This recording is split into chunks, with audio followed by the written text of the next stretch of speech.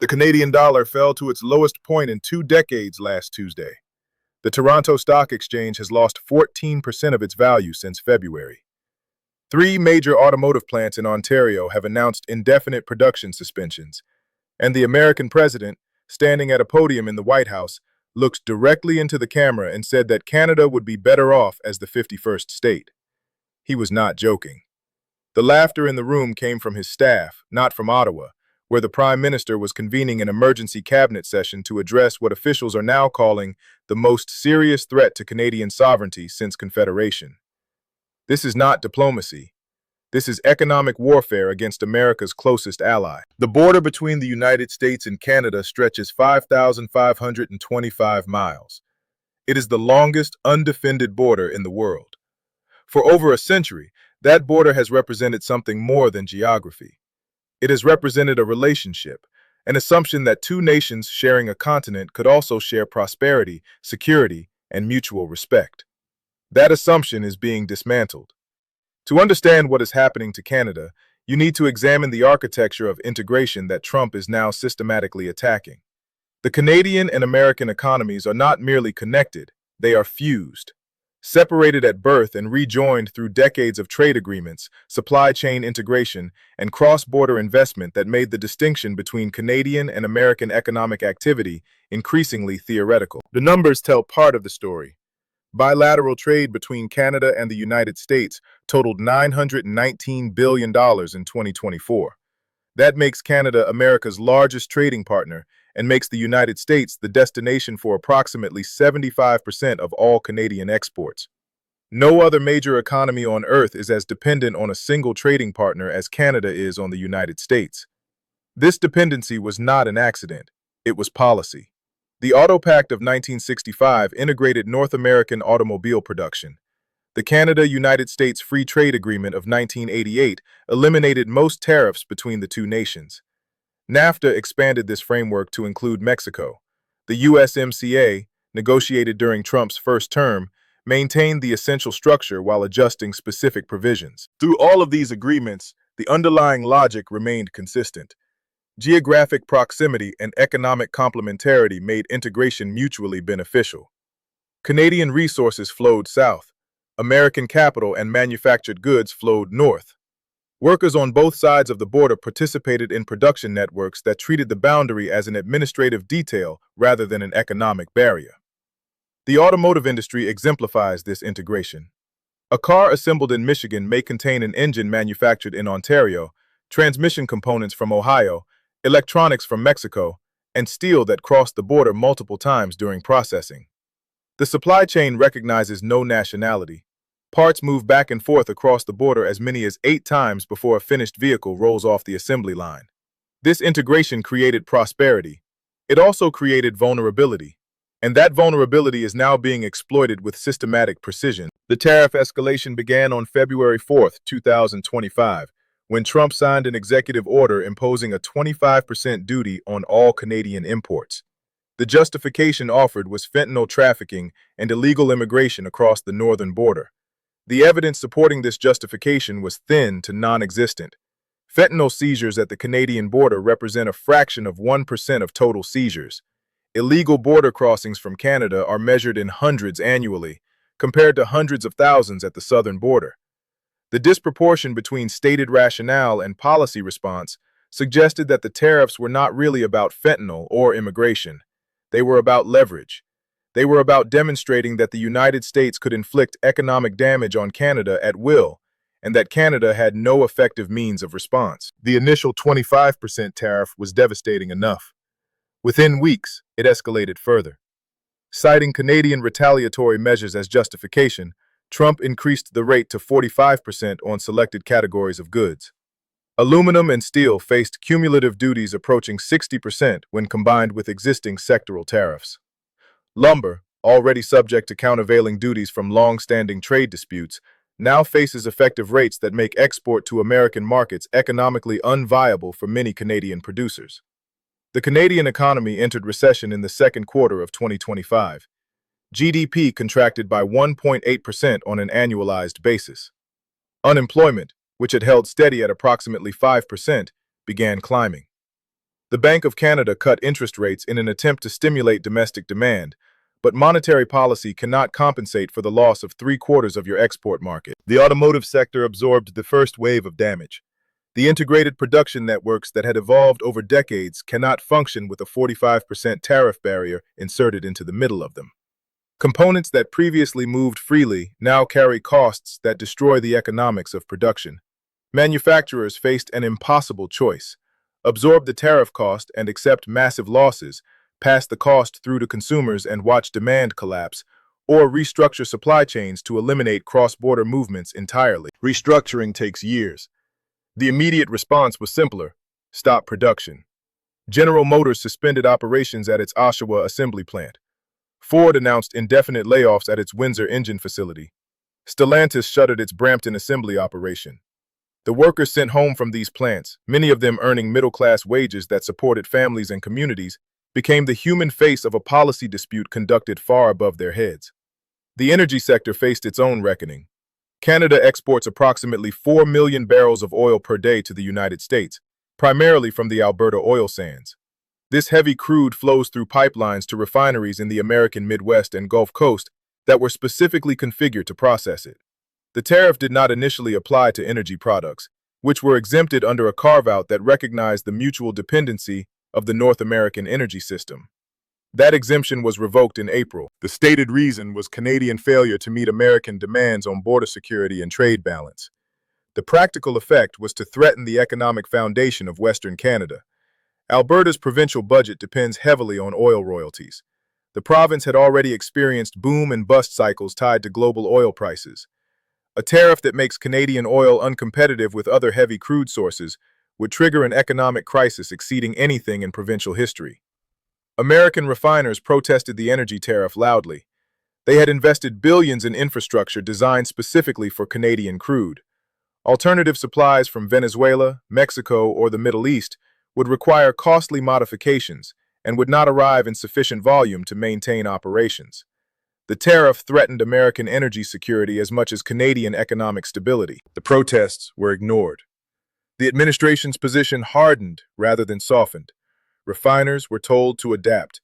The message to Canada was clear: even mutual dependency would not protect them from American pressure. Prime Minister Mark Carney, who assumed office in March following the Liberal leadership transition from Justin Trudeau, inherited a crisis with no good options. His background in central banking, first at the Bank of Canada and then at the Bank of England, provided expertise in economic management, but limited preparation for the political dimensions of confrontation with Washington. Carney's initial approach emphasized diplomacy. He requested a summit meeting with Trump.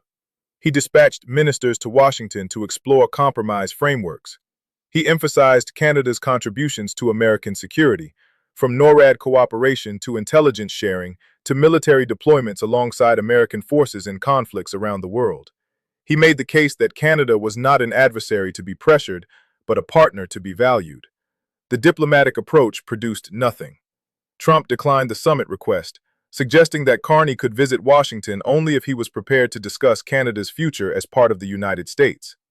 The ministerial delegations were received by mid-level officials who had no authority to negotiate. The arguments about partnership and alliance were dismissed as irrelevant to what the administration framed as a straightforward commercial dispute. The 51st state rhetoric, which began during the campaign as apparent provocation, has continued and intensified since Trump took office. At press conferences, in social media posts, in formal statements, Trump has repeatedly suggested that Canada would benefit from American annexation. He has described the border as an artificial line. He has questioned whether Canada has a distinct identity worth preserving. He has framed absorption into the United States as an offer of generosity rather than a threat of domination. Canadian public reaction has been fierce. Polling shows that support for closer ties with the United States has collapsed to historic lows. Anti-American sentiment, long suppressed in a nation that defined itself partly through distinction from its southern neighbor, has surged into mainstream political discourse. Canadian flags have appeared in windows across the country as an assertion of national identity. Boycotts of American products have organized through social media. The mood has shifted from bewilderment to anger to something approaching defiant nationalism. This public sentiment constrains Carney's options. Any concession to American demands would be politically catastrophic. A prime minister who appeared to capitulate to bullying would face revolt within his own party and certain defeat in the next election. The political incentives push toward resistance, even when the economic incentives might favor accommodation. Retaliatory tariffs were implemented, targeting American goods in categories designed for maximum political impact. Bourbon, orange juice, and agricultural products from Republican-leaning states faced elevated duties. The retaliation was calibrated to hurt Trump's political coalition without triggering escalation that Canada could not sustain. The calibration may have been too subtle. Trump cited the retaliation as justification for further escalation. The tariff rates climbed higher. The cycle continued. Canada has sought allies in its confrontation with Washington, but the search has produced limited results. The European Union, facing its own pressure campaign from the Trump administration, expressed solidarity with Canada, but offered little concrete support. European leaders have their own crises to manage. They cannot afford to make Canada's problems their priority. Mexico, the other partner in North American trade integration, faces similar pressure and has adopted a similar posture of resistance. But Mexican-Canadian coordination has been limited. The two nations compete for American market access in some sectors. Their interests do not align perfectly. A unified North American front against American tariffs has not materialized. China has offered to increase trade with Canada, and some Canadian exporters have begun exploring Asian markets as alternatives to the United States. But geography imposes constraints that trade policy cannot easily overcome. Shipping goods across the Pacific is more expensive than trucking them across a land border. The infrastructure connecting Canada to Asian markets is underdeveloped compared to the highways, railways, and pipelines connecting Canada to the United States. Diversification is possible in theory, but difficult in practice, especially on the timeline the current crisis demands. The economic damage extends beyond trade statistics into the fabric of Canadian society. Communities that depended on cross-border commerce are experiencing the kind of dislocation usually associated with natural disasters or industrial collapse. Windsor, Ontario, directly across the river from Detroit and historically dependent on automotive manufacturing, faces unemployment rates approaching 15%. Sarnia, home to petrochemical facilities processing American oil, has seen plant closures cascade through the local economy. Small towns along the border that depended on American tourism have watched their hospitality industries wither. The psychological impact compounds the economic damage. Canadians who spent their lives assuming a stable, friendly relationship with the United States are confronting evidence that this assumption was naive. The American president speaks of their country with contempt. American policy treats them as adversaries. The comfortable presumption of continental partnership has been replaced by the uncomfortable reality of continental hierarchy. Carney has attempted to reframe Canadian identity around resilience and independence. His speeches emphasize Canadian distinctiveness, Canadian values, Canadian capacity to chart an independent course. He has announced initiatives to reduce dependency on American markets, accelerate trade diversification, and invest in domestic industries that can substitute for American imports. The rhetoric of national renewal has replaced the rhetoric of partnership. Whether the initiatives can deliver results fast enough to matter remains uncertain. Economic restructuring is measured in years and decades. The tariff crisis is measured in months and weeks. The mismatch between the timeline of damage and the timeline of adaptation creates a gap that no policy can easily bridge. The defense relationship has become another pressure point. Canada is a founding member of NATO. Canadian forces served alongside Americans in Korea, in Afghanistan, in numerous peacekeeping operations around the world. The North American Aerospace Defense Command, NORAD, has integrated Canadian and American air defense since 1958. The security partnership has been treated as separate from trade disputes, insulated from the friction that occasionally characterized commercial relations. That insulation is eroding. Trump has questioned Canada's NATO contributions, lumping it with European allies he accuses of free-riding on American protection. He has suggested that NORAD might be restructured in ways that reduce Canadian participation. He has implied that American security guarantees to Canada are contingent on Canadian compliance with American economic demands. For a nation that shares a border with Russia across the Arctic, these implications carry weight. Canadian defense capabilities are modest. The Canadian Armed Forces number approximately 68,000 regular personnel, sufficient for sovereignty assertion and alliance contributions, but not for independent defense against a major power adversary. Canada has relied on the American security umbrella since World War II. The suggestion that this umbrella might be withdrawn is not merely insulting, it is threatening. The Arctic dimension adds complexity to the security picture. Climate change is opening northern sea routes and exposing resources that were previously inaccessible. Russia has militarized its Arctic presence aggressively. China has declared itself a near-Arctic nation and pursued interests in the region through research stations and diplomatic engagement with Arctic states. Canadian sovereignty over its Arctic territories has never been seriously challenged by friendly nations. American policy historically recognized Canadian claims while occasionally disagreeing on specific boundary questions. This recognition appears to be weakening. Trump's interest in Greenland, which involves territorial ambitions toward a Danish possession directly adjacent to Canadian Arctic waters, suggests a broader reassessment of Arctic sovereignty arrangements.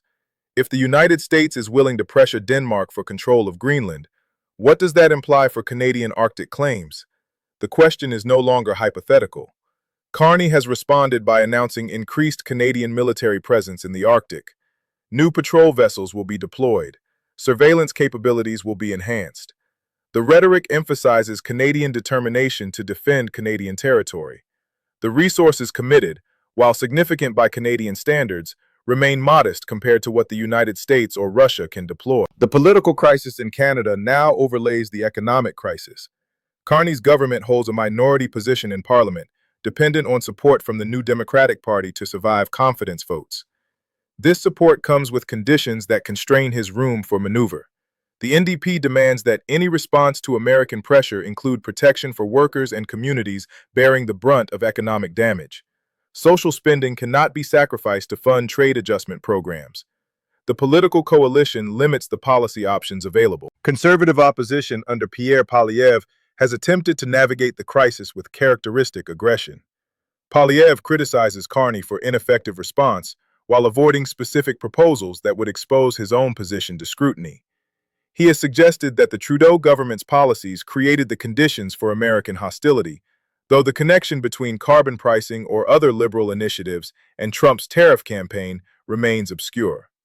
The opposition seeks political advantage from the crisis without accepting responsibility for managing it. Canadian national unity faces strains that the crisis has intensified. Alberta's provincial government, long at odds with Ottawa over energy policy and transfer payments, has used the crisis to amplify grievances.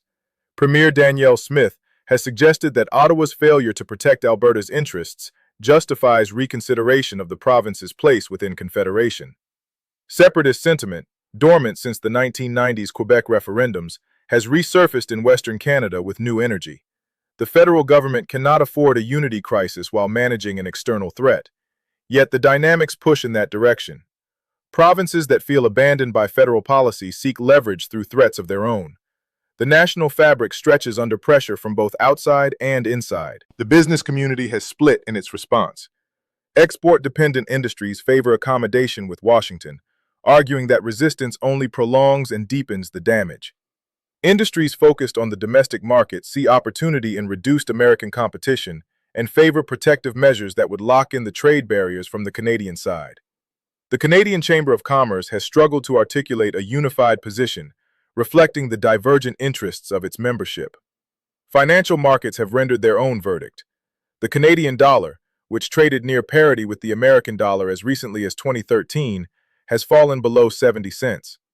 This depreciation provides some offset to tariffs by making Canadian goods cheaper in American currency, but it also raises the cost of imports and fuels inflation.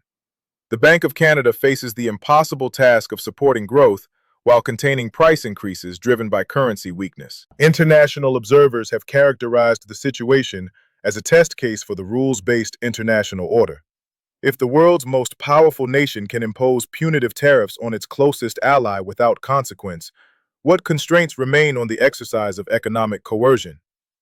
The World Trade Organization, already weakened by American disengagement during Trump's first term, cannot effectively adjudicate disputes where one party refuses to participate in the process. Canada has filed complaints under WTO procedures and under USMCA dispute resolution mechanisms. These filings will take years to resolve. The damage accumulates in the meantime. Legal vindication, if it comes, will arrive long after the economic consequences have been absorbed. The crisis has no obvious resolution pathway. Trump shows no interest in negotiation on terms Canada could accept. Canada cannot capitulate without political consequences. Its government would not survive. The pressure continues. The damage accumulates. The relationship deteriorates. Some Canadian strategists have begun articulating scenarios that were previously unthinkable. Permanent economic separation from the United States, comprehensive trade agreements with Europe and Asia to substitute for lost American market access, defense partnerships with European NATO allies to compensate for unreliable American security guarantees, a fundamental reorientation of Canadian foreign policy away from the continental partnership that has defined it for generations. These scenarios are not plans. They are contingencies being discussed because the previous assumptions no longer hold.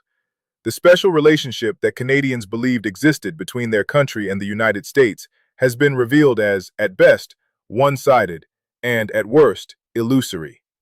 The affection and respect that Canadians assumed Americans felt toward them has been replaced by contempt and coercion from the American leadership. This revelation carries psychological weight beyond its policy implications. National identity is constructed partly through relationships with other nations. Canada defined itself, in part, through its relationship with America as the friendly neighbor, the reliable partner, the trusted ally. When that relationship is repudiated by the other party, the identity built around it requires reconstruction. What Canada is experiencing is not merely a trade dispute or diplomatic rough patch. It is an existential challenge to assumptions that shaped national policy and national self-understanding for over a century. The answers to this challenge will determine Canada's trajectory for generations to come. The pressure campaign continues. The economic damage continues. The political crisis continues. And across the longest undefended border in the world, a relationship that both nations once took for granted is being systematically destroyed by a president who sees allies as adversaries and coercion as statecraft. Canada did nothing to provoke this crisis. It complied with trade agreements. It met alliance obligations. It maintained security cooperation. It behaved, in short, exactly as a close ally should behave. And it is being punished anyway, not for what it did, but for what it is. A neighbor with resources America wants and leverage America can exploit. The lesson other nations will draw from Canada's experience is not subtle. Friendship with the United States offers no protection. Compliance with American demands offers no security. The only safety lies in reducing dependency and building alternatives before the pressure campaign arrives at your border. This is the world Trump is creating, and Canada, through no choice of its own, has become its most visible victim.